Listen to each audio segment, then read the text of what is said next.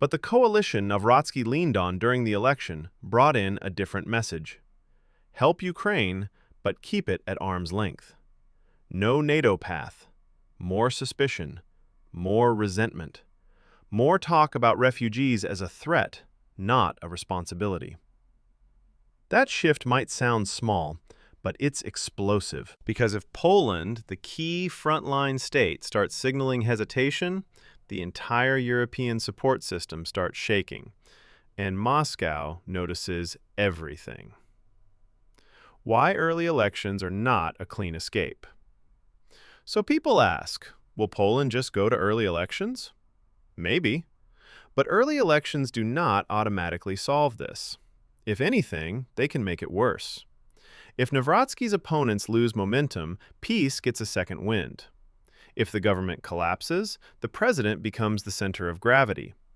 And if the country goes into full election mode while the war in the region continues, Poland risks turning national security into just another campaign weapon.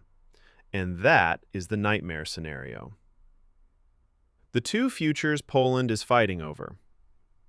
Right now, Poland is basically choosing between two futures. One future is pro-European, institution-focused, and built on rebuilding trust with allies and repairing the rule of law. The other future is nationalist, grievance-driven, and built on constant confrontation with the EU, the opposition, and anyone labeled elite. And the brutal truth is this: both sides think they are saving the country. That's why the temperature keeps rising. So here's the question. How long can a frontline state afford to be locked in a political cage match? Does Poland grind through the gridlock until the next election cycle? Does the conflict escalate into mass protests and institutional crisis?